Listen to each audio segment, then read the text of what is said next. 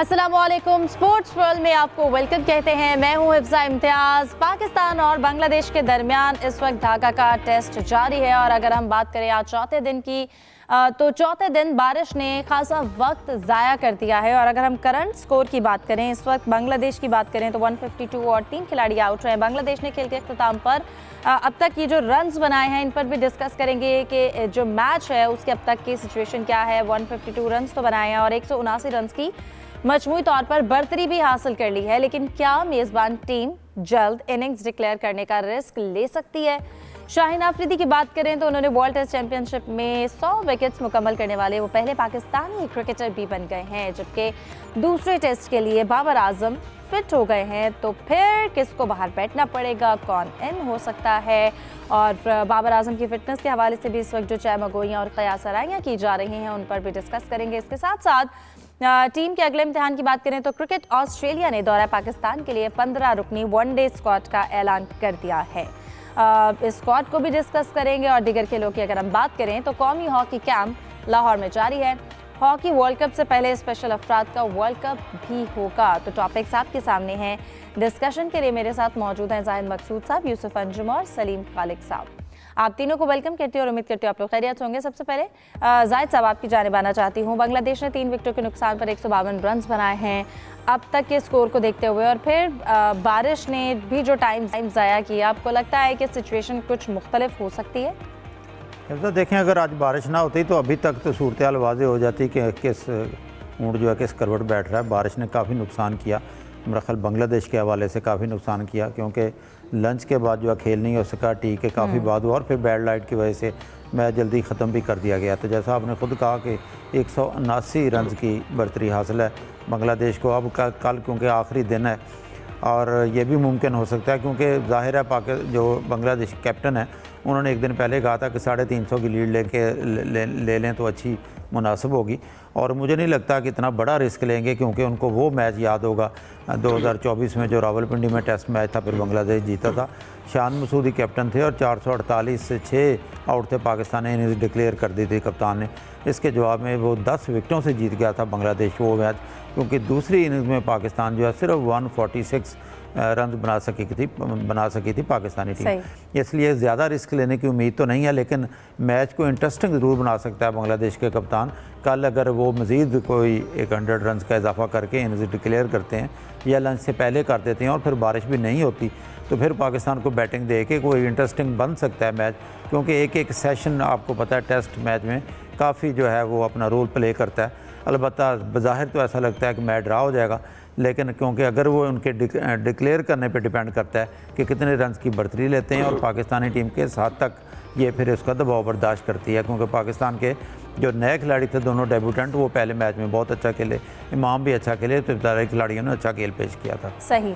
सलीम साहब आपकी जानिब आना चाहती हूँ। जैसा कि अगर हम ड्रॉ के रिस्क की बात करें, जैसा कि जाहिद साहब ने भी जिक्र किया है, इस वक्त तकरीबन आज एक पूरा सेशन जो है वो बारिश की वजह से काफ़ी टाइम भी ज़ाया हुआ। 179 रन की इस वक्त बर्तरी है, 7 विकेट्स भी उनके हाथ में। आपको लगता है अगर 280 300 की लीड लेते हैं तो फिर ड्रॉ जो है वो किया जा सकता है, या फिर आपको लगता है कि जो अगर हम मोमिनुल हक की बात करें, मुशफिकुर रहीम की बात करें, शंतो की बैटिंग, कोई एग्रेसिव क्रिकेट दोबारा से प्ले करके आपको लगता है स्कोर को मज़ीद आगे लेकर जाया जा सकता है?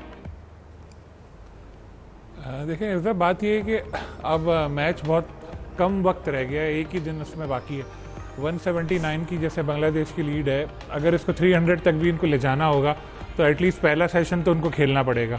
अब पाकिस्तानी टीम ऐसी भी नहीं है कि 2 सेशन में उसका आउट कर लें, ना इतनी ज़्यादा अच्छी है कि 2 सेशन में 300 रन चेस कर लें, फिर तो ड्रॉ का ही चांस लगेगा। लेकिन अब देखना ये कि कल पहले सेशन में ये लोग क्या करते हैं।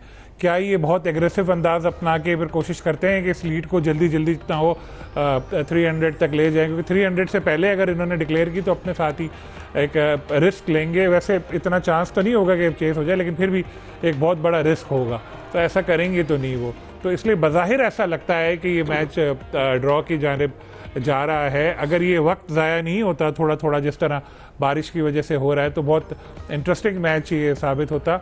अभी भी हो सकता है, क्योंकि जब चौथी इनिंग होती है तो उसमें बैटिंग इतनी आसान होती नहीं है। माजी में भी हमने देखा है कि एक दिन का खेल अगर पूरा किसी टीम को मिलता है तो वो पूरा वक्त ऐसा नहीं होता कि वो बचा लें अपने आप को, कभी कभार हार भी जाती है। पाकिस्तान टीम के साथ भी ऐसा ही हुआ है। लेकिन इसमें पूरे दिन पाकिस्तान को बैटिंग तो ज़ाहिर नहीं मिलेगी, एक सेशन तो एटलीस्ट ये लोग खुद खेलेंगे, क्योंकि पाकिस्तान की टीम के साथ ये इस मैच में दोनों इनिंग में हुआ कि दोनों बार हमने ओपनर उनके जल्दी आउट कर दिए, उसके बाद थर्ड विकेट की पार्टनरशिप बनवा ली। और ये बांग्लादेश के लिए भी गालिबन पहली या दूसरी बार हुआ है कि उनकी जो तीसरी विकेट के लिए दोनों इनिंग में 100+ पार्टनरशिप हुई है। तो हमारी बॉलिंग इनफेक्टिव नज़र आई, पैचेस में अच्छी बॉलिंग हुई, लेकिन ओवरऑल अगर हम ये कहें कि यार बहुत ज़्यादा ज़बरदस्त बॉलिंग हुई तो ऐसा नहीं हुआ।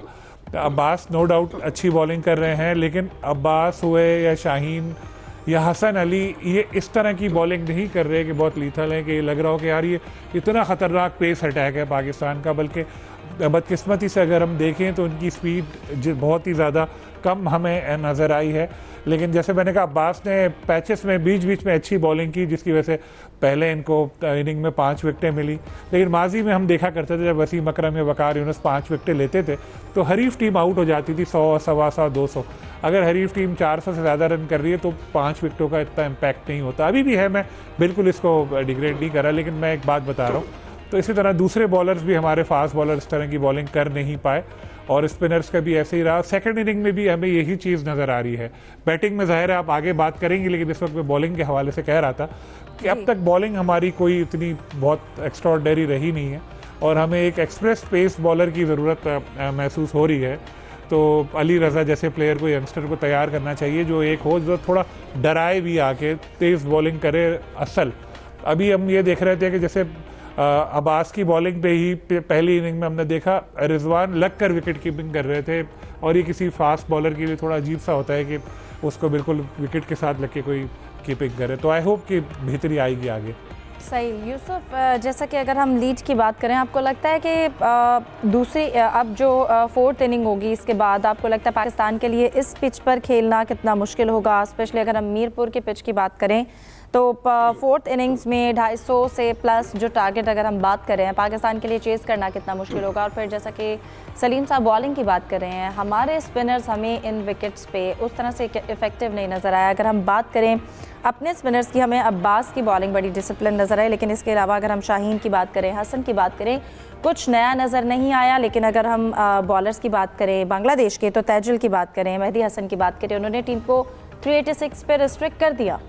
देखिए इब्जा, पहले तो अच्छी बात है कि बारिश होगी, पाकिस्तान के लिए थोड़ा सुकून मिला होगा पाकिस्तान के बैटर्स को, क्योंकि एक सेशन की वजह से पाकिस्तान की जो गिरफ्त थी मैच से थोड़ा पीछे चली जानी थी। इस वक्त भी अगर ये नहीं कहा जा सकता कि मैच ड्रॉ की जन्म जाएगा, चांसेस उसके बहुत ज़्यादा इम्कानात हैं, लेकिन 40% अभी मैच का नतीजा निकल सकता है।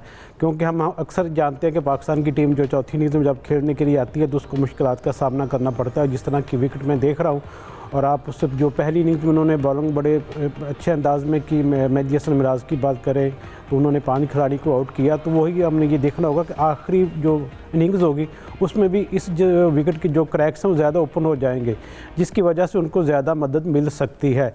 मेरे अपने ज़ाती ख्याल में जो बांग्लादेश की टीमें पहले कल सुबह आएगी, 1 घंटा या 1.5 घंटा खेलेगी, जिसके बाद वो पाकिस्तान टीम को बैटिंग के लिए यकीनी तौर पर दावत देगी। और अगर 250+ रन हो जाते हैं तो फिर पाकिस्तान के लिए ये मैच बचाना इतना आसान नहीं होगा, क्योंकि पाकिस्तान को कम से कम 2.5 सेशन में विकेट पर खड़े रहना पड़ेगा। और जिस तरह की विकेट की हालत होगी तो उस पर मुझे भी अभी अंदाज़ा यही लग रहा है कि बांग्लादेश की जो गिरफ्त है वो ज़्यादा मजबूत दिखाई देगी कल भी।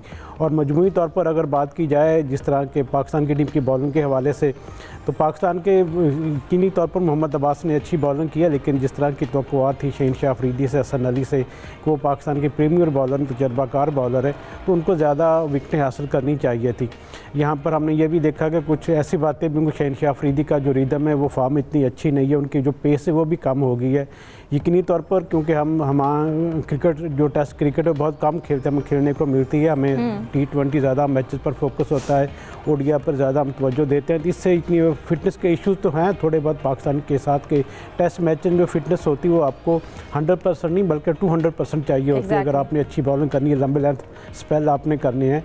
तो अब पाकिस्तान की टीम ने इस मैच में कुछ ख़राब फील्डिंग भी की, जिसकी वजह से उसकी मुश्किलात में इजाफा हुआ है। अब चूँकि इस मैच में एक ही दिन बाकी रह गया तो उम्मीद की जा सकती है कि पाकिस्तान अच्छा खेले, लेकिन इस वक्त तक और अगर जो कल की विकेट को हम देखें तो मेरे ख्याल में बांग्लादेश की जो गिरफ्त होगी मैच पर ज़्यादा मजबूत होगी। बिल्कुल जाहिद साहब, आज़ान अवैस के हवाले से अगर हम बात करें, डेब्यू सेंचुरियन है, उनकी जानिब से सेंचुरी स्कोर की गई अपने डेब्यू मैच पर। उनकी परफॉर्मेंस के हवाले से क्या कहेंगे, लेकिन इसके बावजूद भी पाकिस्तान जो है वो अपने कह लें कि 27 रन अपने इनिंग्स में पीछे रहा।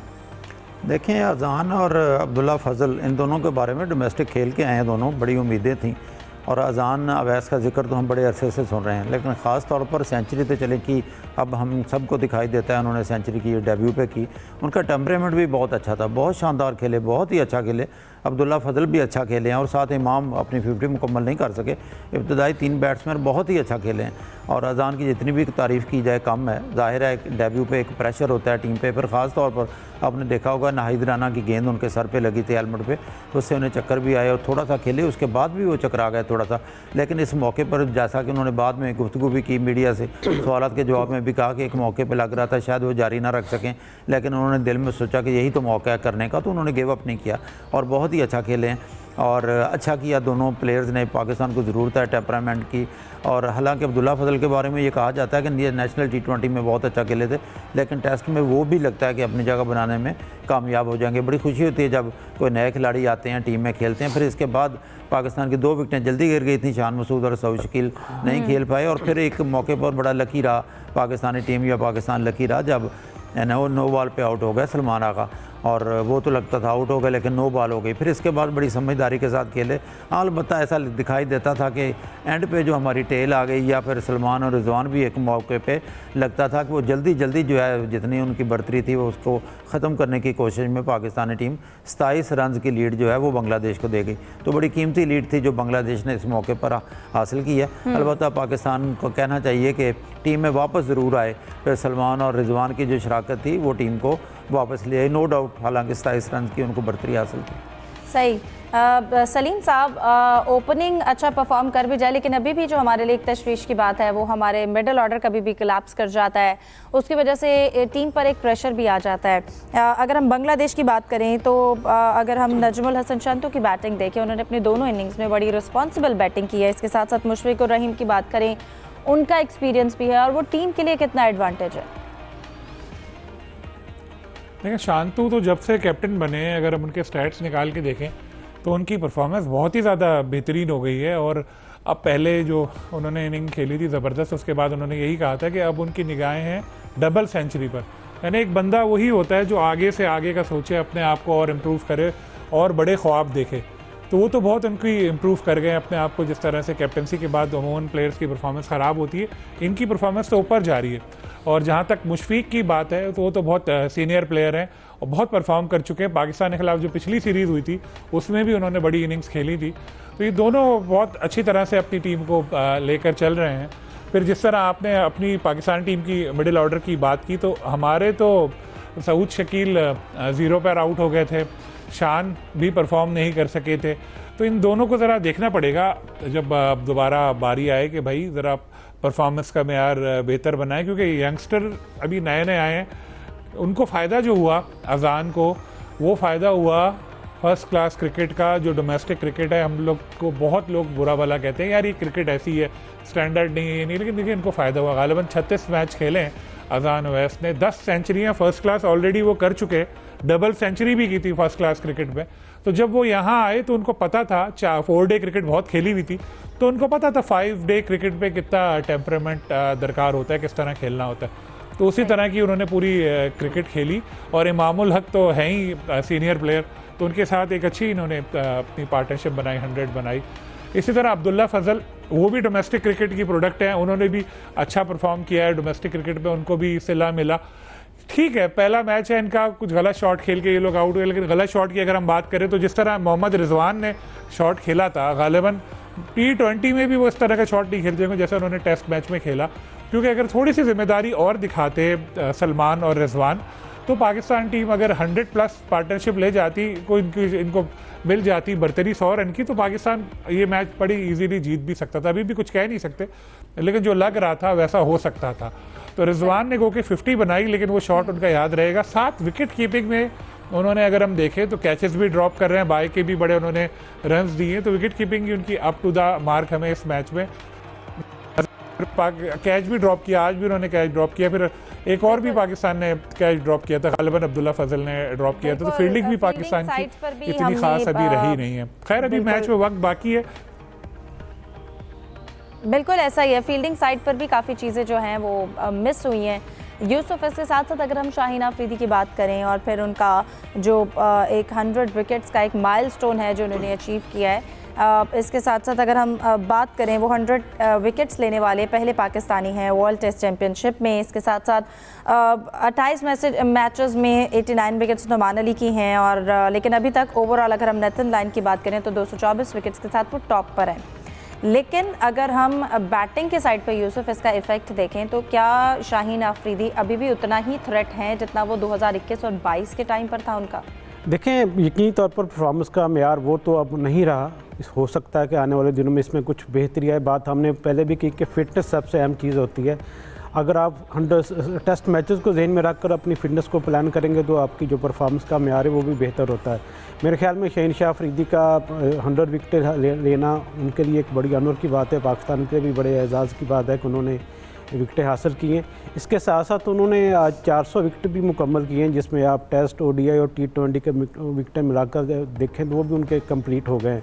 ये भी एक माइलस्टोन है उनके लिए, जिसमें अगर सबसे टॉप पर हम देखें तो वसीम अकरम में 916 विकेटों के साथ 759 के करीब वकार यूनुस की है। इसके बाद फिर 500 वाले हैं, जिसमें सईद अजमल, वकार यूनुस, सईद अजमल, शोएब अख्तर, उमर गुल वगैरह ये सारे आते हैं, सकलैन मुश्ताक। तो मेरे ख्याल में पाकिस्तान के लिए अच्छी बात है कि पेसर परफॉर्म कर रहे हैं, लेकिन वो बात वही कि शहनशाह अफरीदी को अपनी फिटनेस के मेयार को बेहतर बनाना पड़ेगा। सारी उम्मीदों का मरकज़ शहनशाह अफरीदी होते हैं, चाहे टेस्ट मैच हो, ओडीआई हो और T20 मैचेस हो। तो उसके लिए जितनी अब ज़्यादा क्रिकेट हो रही है उसके ज़्यादा खिलाड़ियों को अपनी फिटनेस पर भी तवज्जो देने की ज़रूरत है।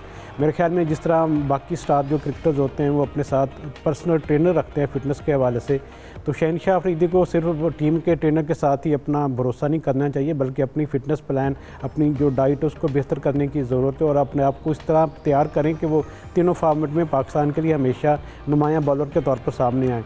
वो कि यह टास्क बड़ा मुश्किल होता है, लेकिन इसके लिए आपको मेहनत करना पड़ती है। अगर आप प्रोफेशनल हैं और लोगों के हीरो हैं तो फिर आपको हीरोशिप वाला जो स्टाइल है वो भी अपनाना पड़ता है। शहनशाह अफरीदी के लिए यही कि अपनी फिटनेस पर ज़्यादा तवज्जो दें। जितना ज़्यादा अच्छा फिटनेस होगी इतनी ज़्यादा उनकी परफॉर्मेंस में बेहतरी आएगी।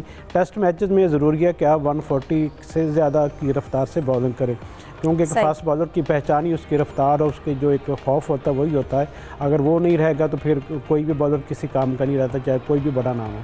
बिल्कुल, लेकिन अभी हम एक इम्पैक्ट की बात करें, एक इफ़ेक्ट की बात करें, परफॉर्म की बात करें, वो उतना नहीं है। सलीम साहब, सिर्फ अगर हम उनकी इस वक्त एज की बात करें, बड़ी परफेक्ट है। इसके साथ साथ उन्होंने 33 टेस्ट में 121 विकेट्स ली हैं। एवरेज की बात करें तो 27.92, स्टैट्स बहुत बेहतरीन है।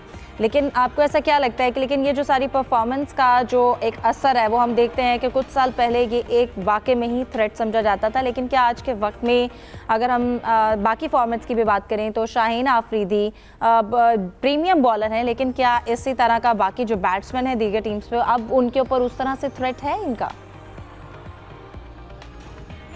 थोड़ी उनकी परफॉर्मेंस का मेयार तो नीचे आया है, ये एक इशू तो है जो हमने रिसेंटली भी देखा, उससे पहले भी देखा। तवक्कुआत उनसे बहुत ज़्यादा होती हैं, लेकिन फ़र्क तो पड़ा है। ऐसा नहीं है कि शाहीन बिल्कुल ही अब परफॉर्म नहीं कर पाते। बिल्कुल जैसे हमने देखा जब से वो अनफिट हुए थे उसके बाद से उनकी फिटनेस थोड़ा नीचे आना शुरू हुई। जब एक वर्ल्ड कप हुआ था, आपको याद होगा, उसके बाद जब वो वापस आए तो फिर शायद इतना ज़ोर वो लगा नहीं रहे। फिर जैसे T20 क्रिकेट होती है वहाँ पे आपको 4 ओवर करने पड़ते हैं, तो लोग अक्सर अभी ये बात करते हैं कि PF में इतने बॉलिंग कर रहे थे, यहाँ इतने करेंगे। यहाँ टेस्ट मैच में लंबे स्पेल्स करने होते हैं। अगर टेस्ट मैच में आपको लंबे स्पेल्स करने हैं या टेस्ट मैच में आपको लंबी बैटिंग करनी है तो आपको डोमेस्टिक क्रिकेट खेलनी पड़ेगी, फर्स्ट क्लास क्रिकेट खेलनी पड़ेगी। इंटरनेशनल क्रिकेटर हमारे फिर बिजी हो जाते हैं, उनके पास इतना टाइम होता नहीं है, वो खेलते नहीं है, तो फिर इश्यूज होते हैं। और अब मुझे अनकरीब ऐसा नजर आ रहा है कि टेस्ट क्रिकेट में जी ऐसा नजर आ रहा है कि हमारी कुछ ऐसी चीजें नजर आएंगी, कुछ हमें कुछ तब्दीलियां नजर आएंगी, कुछ प्लेयर्स के हवाले से कुछ लगता है ऐसा ही है। हो सकता है अगले मैच में भी हमें 1-2 चेंजेस नजर आए। सही। जाहिद साहब, वर्कलोड मैनेजमेंट की बात कर रहे हैं सलीम साहब, मतलब कि शायद आप क्या समझते हैं, उन्होंने बात नहीं की, लेकिन ऐसा लग रहा है कि क्या जिस तरह से परफॉर्मेंस में फ़र्क आ रहा है, प्लेयर्स की जो वर्कलोड मैनेजमेंट की बात करें, इसमें कोई इश्यूज हैं? इसके साथ साथ जैसा हम फिटनेस की बात कर रहे हैं, बाबर आजम के हवाले से अभी जो कयास आराइयाँ या चहमगोइयाँ हो रही हैं कि वो पहले ही जो मैच है उसके पर इंजरी और उसके बाद एक ग्रीन पिच के हवाले से कहा जा रहा है कि उन्होंने खुद को अनअवेलेबल किया, इसमें कितनी सदाकत है या क्या रीज़न है इसके पीछे, इसको डिस्कस करते हैं। जाहिद साहब से जानते हैं, एक ब्रेक के बाद हमारे साथ रहिए।